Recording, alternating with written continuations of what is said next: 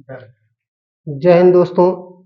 आपके अपने YouTube channel Anil गर्जना हिंदी पर मैं केएल वर्मा आपका स्वागत करता हूं।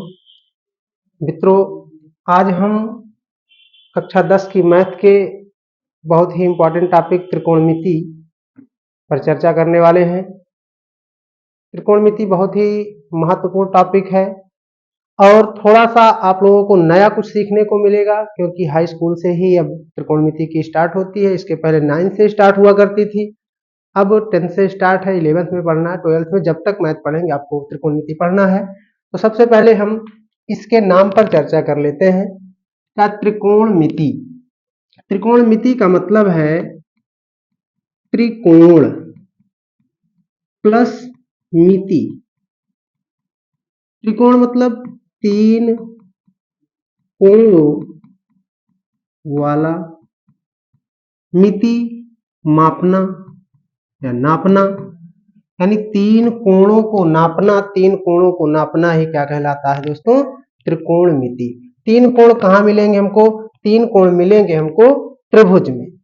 त्रिभुज में 3 कोण मिलेंगे। त्रिभुज कई तरह के होते हैं, कई तरह के त्रिभुज हो सकते हैं, कई तरह के त्रिभुज हो सकते हैं, लेकिन शर्त यह है मित्रों कि त्रिकोणमिति केवल और केवल समकोण त्रिभुज के लिए ही लागू होती है। त्रिकोणमिति हम केवल समकोण त्रिभुज में ही लागू कर पाते हैं। तो इसलिए हमें कौन सा त्रिभुज लेना है? समकोण त्रिभुज लेना है मित्रों। समकोण त्रिभुज ले लेते हैं हम।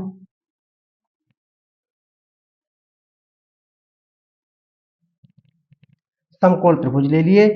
मान लेते हैं इसका बिंदु ए है, का ये बिंदु ए है, और ये बिंदु बी है, और ये बिंदु सी है। तो प्यारे बच्चों, ये कोण 90 डिग्री है। अब सबसे पहली बात ये आती है त्रिकोणमिति में कि जो समकोण त्रिभुज होता है, इनकी भुजाओं को हम अलग अलग नाम से जानते हैं। अलग अलग नाम से कौन से? तीनों भुजाओं का नाम, एक होता है लंब, एक होता है आधार, और एक होता है कर्ण। ठीक है दोस्तों। अब सबसे बड़ी जरूरत यह है कि हमें लंब क्या है, आधार क्या है और कर्ण क्या है, यह समझने की जरूरत है। लंब कर्ण आधार समझ लेंगे।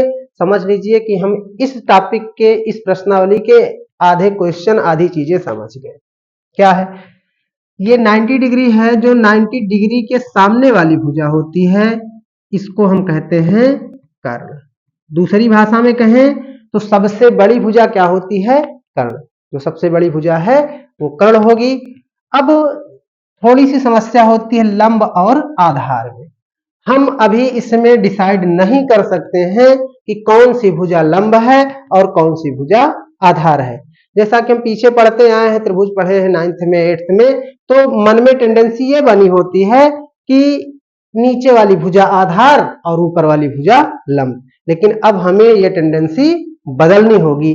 जब तक कोण ना पता हो, जब तक ये ना पता हो किस कोण के सापेक्ष बात कर रहे हैं, तब तक हम भुजाओं का निर्णय नहीं ले सकते हैं कि कौन सी भुजा लंब है और कौन सी भुजा आधार है। अगर हम कोण सी के सापेक्ष बात करें, कोण सी के सापेक्ष बात करें, तो कोण के सामने की भुजा, कोण के सामने भुजा कौन सी है? ए बी है। तो ए बी क्या हो जाएगी दोस्तों? लंब हो जाएगी। क्या हो जाएगी? ए बी लंब हो जाएगी। जब ए बी लंब हो गई तो ऑब्वियसली तीसरी बची हुई भुजा आधार हो जाएगी। इतनी बात समझ गए? सबसे बड़ी भुजा कर्ण, कोण के सामने, जिस कोण की बात हो रही है उसके सामने की भुजा लंब, और दूसरी समकोण बनाने वाली भुजा अर्थात तीसरी बची हुई भुजा जो है वो आधार कहलाएगी। अब यदि हम एक और त्रिभुज ले लेते हैं, एक और त्रिभुज ले लेते हैं, यह भी एबीसी ही है, यह भी एबीसी है। बिंदु ए हो गया, बिंदु बी हो गया और बिंदु सी हो गया। तो कर्ण तो कोई परिवर्तन नहीं होना, सबसे बड़ी भुजा कर्ण हो जाएगी। ठीक है, बहुत अच्छा। अब अभी डिसाइड नहीं कर सकते कौन सी भुजा लंब है, कौन सी भुजा आधार है। अभी तक हमने सी के सापेक्ष लिया था, अगर हम कोण ए के सापेक्ष लेंगे तो कोण ए के सामने की भुजा अर्थात बीसी जो होगी हमारी लंब हो जाएगी और ये बची हुई भुजा आधार हो जाएगी। तो प्यारे बच्चे बात समझ गए कि सबसे लंबी भुजा कर्ण होती है। दो समकोण बनाने वाली भुजाओं में एक लंब एक आधार होती है। जिस कोण के सापेक्ष हम बात करते हैं उसके सामने की भुजा लंब कहलाती है, शेष बची हुई भुजा आधार हो जाती है। जैसे त्रिभुज ABCAB था और कोण C के सापेक्ष भुजा AB जो है लंब है और BC क्या हो गई, आधार हो गई बेटा।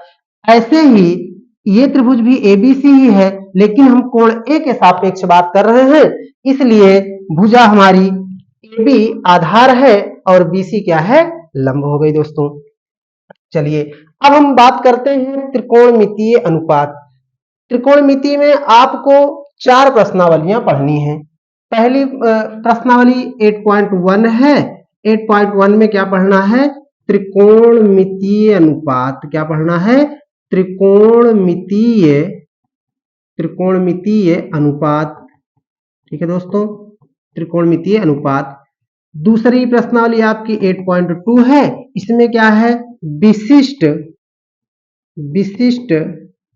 विशिष्ट कोणों का अनुपात।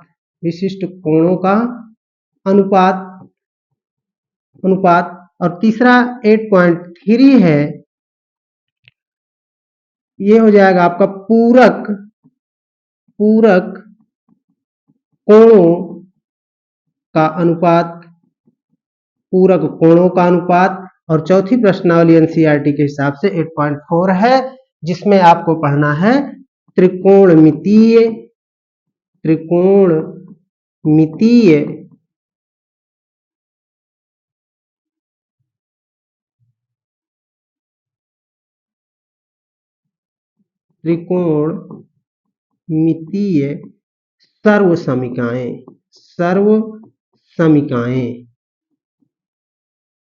सर्वसमीकाएं। ये 4 टॉपिक आपको इस पूरी त्रिकोणमिति में पढ़ना है मित्रों। त्रिकोणमितीय अनुपात, विशिष्ट कोणों का अनुपात, पूरक कोणों का अनुपात और त्रिकोणमितीय सर्वसमीकाएं। क्या है, त्रिकोणमितीय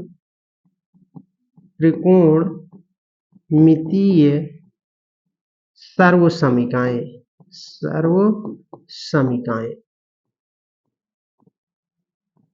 ठीक है दोस्तों, जिसमें से कुछ बोर्ड के लिए ये पूरक कोणों का अनुपात सिलेबस से हटा दिया गया है, लेकिन जिनके सिलेबस से हटा दिया गया है वे भी इसको पढ़ेंगे, क्योंकि इसको आप पढ़े रहोगे तभी 11th में आप त्रिकोणमिति अच्छे से पढ़ सकोगे और 11th में आपको ये डेफिनेटली पढ़ना ही पढ़ना है।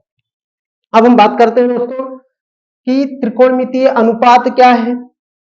जो ये 3 भुजाओं वाला त्रिभुज है, जो ये त्रिकोणमिति जिसकी हमको करना है, जिसके तीनों कोणों की माप करना है, उनकी इन भुजाओं का अनुपात लेते हैं और उन अनुपात को हम एक नाम दे देते हैं और उसी को हम क्या बोलते हैं, त्रिकोणमितीय अनुपात बोलते हैं। तो दोस्तों त्रिकोणमितीय अनुपात आपके 6 होते हैं। कितने होते हैं दोस्तों, 6 त्रिकोणमितीय अनुपात हैं। क्या क्या, पहला साइन, कॉस, टैन और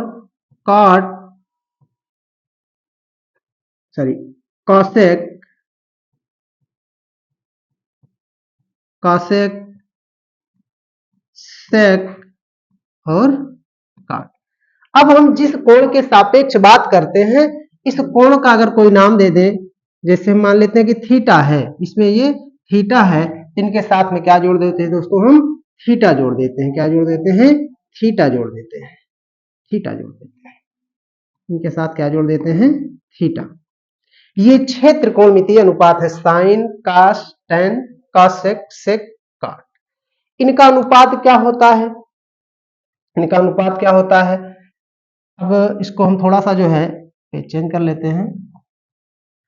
इनका अनुपात क्या है, sine theta cos theta tan theta, और दोस्तों cosec theta sec theta cot theta. Sine का अनुपात क्या होता है दोस्तों? लंब बटे कर्ण। क्या होता है? लंब बटे कर्ण। कास का अनुपात क्या होता है दोस्तों? आधार बटे कर्ण। और tan का अनुपात क्या होता है दोस्तों? लंब बटे आधार। लंब बटे आधार। अब यदि ये तीन हमको याद हो गए, इन तीन की जानकारी हमने ले ली, तो बचे हुए तीन अपने आप याद हो जाएंगे। क्या? साइन का जस्ट अपोजिट होता है कासेक, इसको हम लिख सकते हैं लंब बटे कर्ण है तो ये क्या हो जाएगा? कर्ण बटे में लंब। ये सेक है, कास का अपोजिट है, ये क्या हो जाएगा? कर्ण बटे में आधार। बटे में आधार। और काट है, इसका उल्टा कर देंगे, आधार बटे में लंब। ये आपको अनुपात याद करने हैं। इसको याद करने का एक आसान सा तरीका भी है, एक ट्रिक है जिसको हम लोग तमाम सारी ट्रिक से याद करते हैं। बेसिकली जो हम याद करते हैं वो क्या है? हम कुछ ऐसे लिखते हैं LAL अपान के ए। क्या पढ़ते हैं? लाल बटे कक्का। जहां L क्या है? L मतलब बेटा लंब है। ए क्या है? ए मतलब बेटा आधार है, और के मतलब क्या है? कर्ण है। ठीक है दोस्तों। अब ये L अपान के यानी लंब बटे कर्ण बन गया, इसको हम क्या बोलेंगे? साइन थीटा का अनुपात। फिर ये ए अपान के आधार बटे कर्ण, ये क्या हो जाएगा बेटा? Cos theta. फिर लंब L अपान ए लंब बटे आधार, ये क्या हो जाएगा बेटा? Tan theta. इसके माध्यम से हम बहुत आसानी से याद कर सकते हैं। उल्टा कर दो इसी का, के ए अपान एल कक्का अपान लाल। तो साइन का अपोजिट ये क्या हो जाएगा बेटा? Cosec theta. क्या हो जाएगा? Cosec theta. फिर कॉस का अपोजिट सेक थीटा, और आधार बटे लंब यानी कॉट थीटा। इतनी बात समझ में आ गई, अनुपात पता चल गया। अब थोड़ा सा रिलेशन देख लेते हैं साइन कास टैन में क्या है। जैसे अभी बताया कि साइन थीटा बराबर, फिर ये होता है 1 अपान कासेक थीटा। 1 अपान कासेक थीटा, या इसी को चाहे आप सूत्र समझो चाहे पक्षांतर रूल। अगर कासेक थीटा बराबर बात करें, कासेक थीटा बराबर तो 1 अपान साइन थीटा। ऐसे ही अगर हम टेन थीटा की कॉस थीटा की बात करें, कॉस थीटा बराबर 1 अपान सेक थीटा। 1 अपान सेक थीटा, या अगर हम सेक थीटा की बात करें तो दोस्तों क्या हो जाएगा? 1 अपान कॉस थीटा। ठीक है दोस्तों। ऐसे ही हम टेन थीटा की बात करें तो टेन थीटा बराबर 1 अपान कॉट थीटा, या कॉट थीटा की बात करें, कॉट थीटा की बात करें तो 1 अपान टेन थीटा। इसके अलावा दोस्तों टेन और काट को थोड़ा सा और हम लिख सकते हैं, कुछ क्या लिख सकते हैं? टेन थीटा बराबर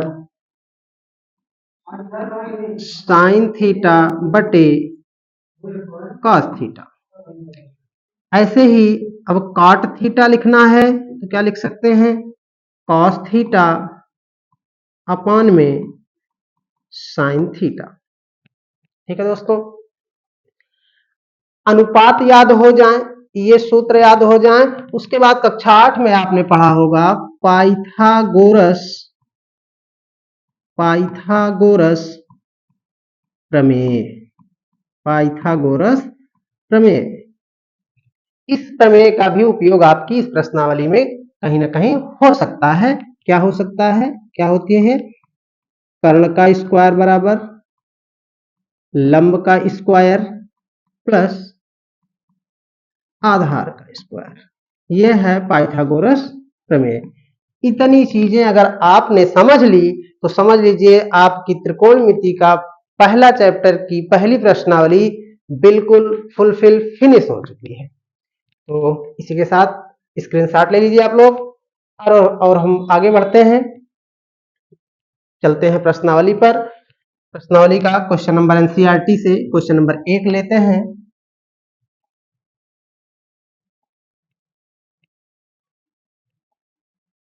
क्वेश्चन नंबर 1 है दोस्तों एनसीईआरटी क्लास 10th की, त्रिभुज एबीसी में जिसका कोण बी समकोण है, AB बराबर 24 सेंटीमीटर और BC बराबर 7 सेंटीमीटर है, निम्नलिखित का मान ज्ञात कीजिए। क्या मान ज्ञात करना दोस्तों? साइन A cos B तथा दूसरा है साइन C cos C का मान ज्ञात करना है। अब हर क्वेश्चन में आपको त्रिभुज बनाने की जरूरत नहीं है, लेकिन पहला क्वेश्चन है इसलिए हम त्रिभुज ले लेते हैं। त्रिभुज ले लेंगे, ज्यादा अच्छे से समझ में आएगा। चलिए दोस्तों, ये त्रिभुज ले लिया हमने। क्या कहा है?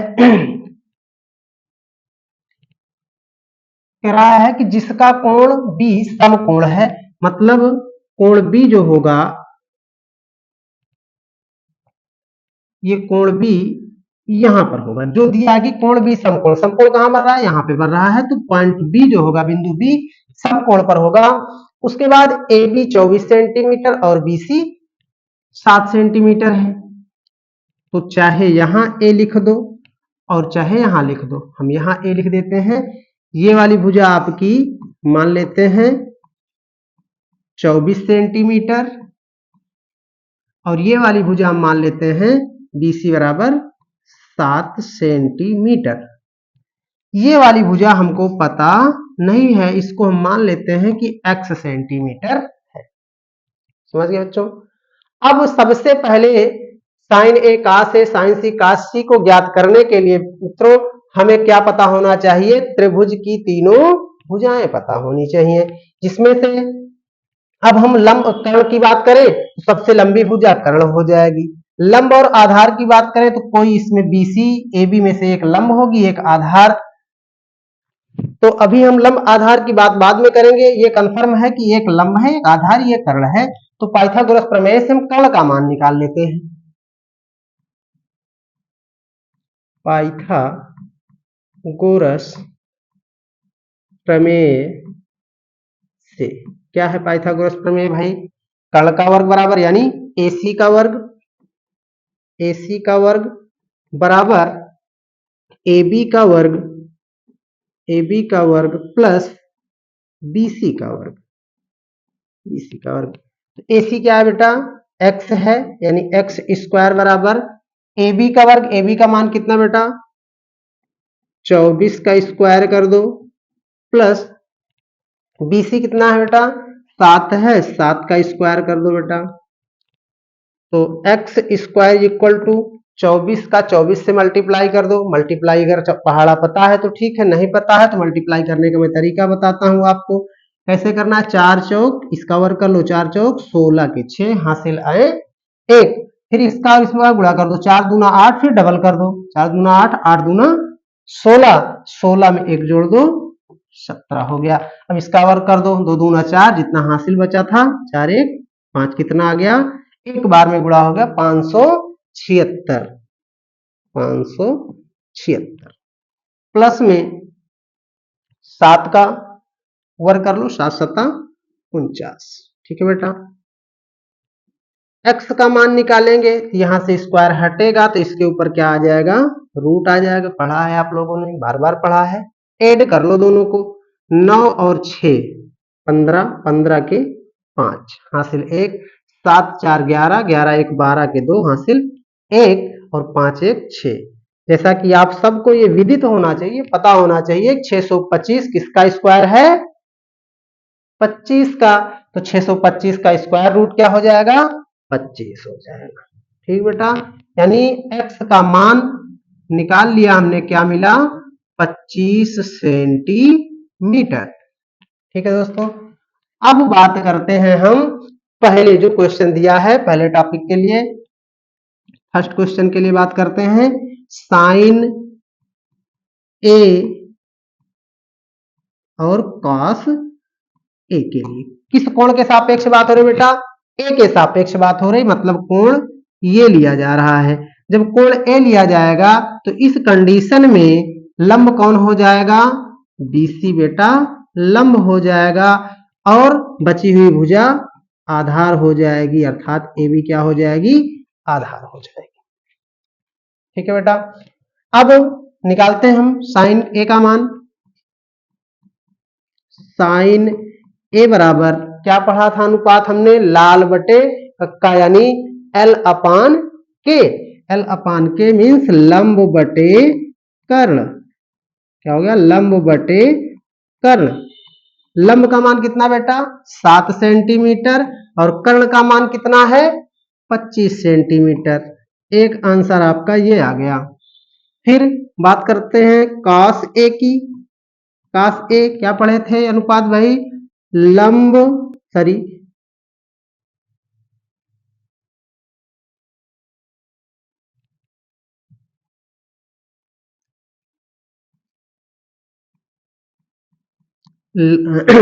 कॉस ए का अनुपात क्या पढ़े थे?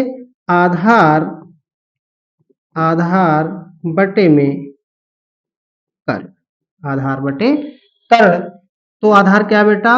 24 है, और कर्ण क्या है? 25 है। आधार 24 है और कर्ण क्या है?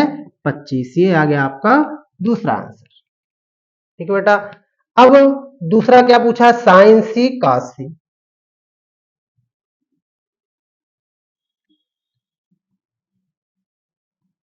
साइन सी कॉस सी।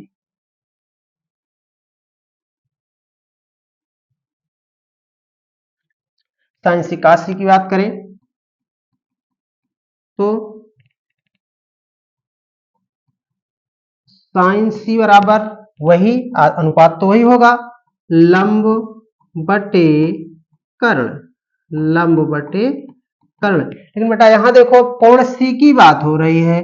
कोण सी की बात जब हो रही है तो ये वाली भुजा आपकी लंब हो जाएगी,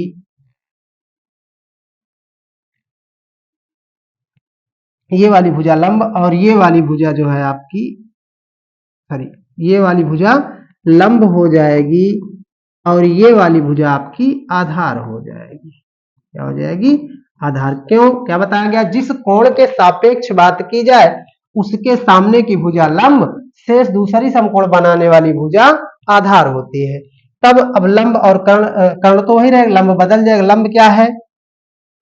लंब आपका 24 हो गया, यानी 24 अपान कर्ण तो वही है 25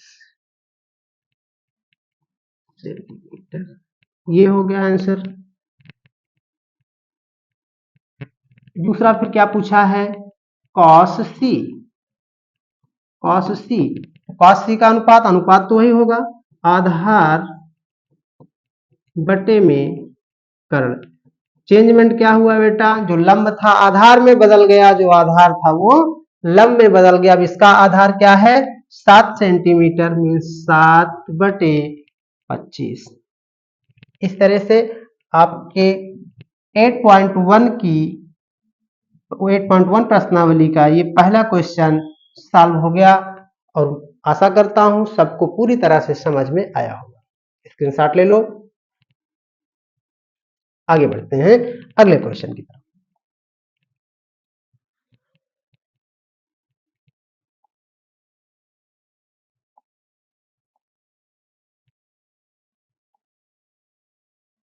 अगले क्वेश्चन दिया है, आकृति में tan p माइनस काट r का मान ज्ञात कीजिए। त्रिभुज बना है बेटा आकृति में। देखो सबसे लंबी भुजा ये वाली है, 13 दी गई है। उसके बाद पी क्यू 12 दी गई है। tan p माइनस काट आर का मान ज्ञात करना है, तो सबसे पहले तो हमें क्यू आर पता होना चाहिए। तो यहां लिखेंगे त्रिभुज पी क्यू आर में, त्रिभुज पी क्यू आर में पाइथागोरस प्रमेय से, क्या बेटा, पाइथागोरस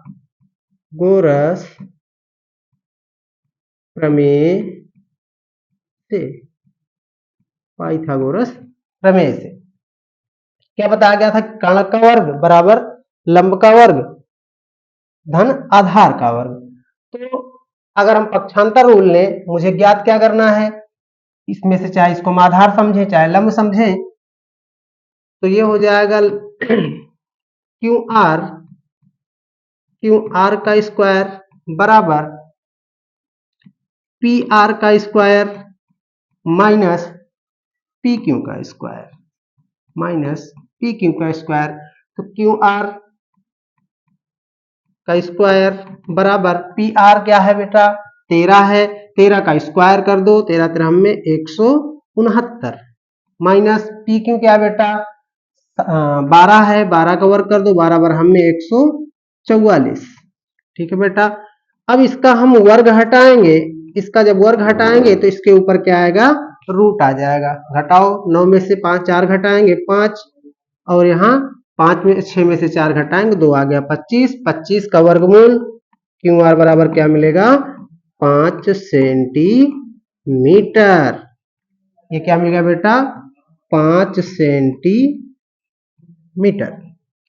अब किसकी बात हो, tan p और काट r की। अब हम tan p निकाल लें और काट p निकाल लें। अब tan p बराबर क्या होता है बेटा, लंब बटे आधार, लंब बटे में आधार। अब देखो बेटा tan p की बात हो रही, मतलब इस कोण की बात हो रही है, इस कोण की बात हो रही है, तो ये वाली भुजा आपकी लंब हो जाएगी, यानी क्यू आर जो है ये क्या हो जाएगा, लंब हो जाएगा। आधार फिर क्या बचेगा, पी क्यू आपका आधार हो जाएगा, पी क्यू आपका आधार हो जाएगा। तो tan p बराबर क्या मिलेगा बेटा, क्यू आर 5 बटे पी क्यू 12, 5 बटे 12। फिर क्या कहा है, काट आर की बात कर रहा है, काट आर की बात कर रहा है। काट का अनुपात क्या होता है बेटा, आधार आधार बटे में लंब, आधार बटे लंब। लेकिन जब आर की बात करेगा बेटा इस कोण की, तो ये वाली भुजा आपकी हो जाएगी लंब, और ये वाली भुजा आधार हो जाएगी, तो आधार बटे लंब मीन्स क्या मिलेगा, आधार आपका पी क्यू, सॉरी आधार क्या मिलेगा क्यू आर बटे, और लंब क्या मिल जाएगा पी क्यू। तो काट आर का मान क्या मिलेगा बेटा, काट आर बराबर पी क्यू आर का मान, क्यू आर का मान 5 और पी क्यू का मान 12। क्या ज्ञात करना है, tan p माइनस काट आर, tan p माइनस काट आर। tan p का मान रखो बराबर, tan p का मान 5 बटे 12 माइनस काट आर का मान क्या आया है 5 बटे 12। ओहो दोनों सेम सेम लड़े और मर गए, आंसर आया 0। ये आपका आंसर हो गया। ठीक है दोस्तों, थैंक यू। मिलते हैं अगली वीडियो में आगे के क्वेश्चन लेकर के, तब तक के लिए जय हिंद।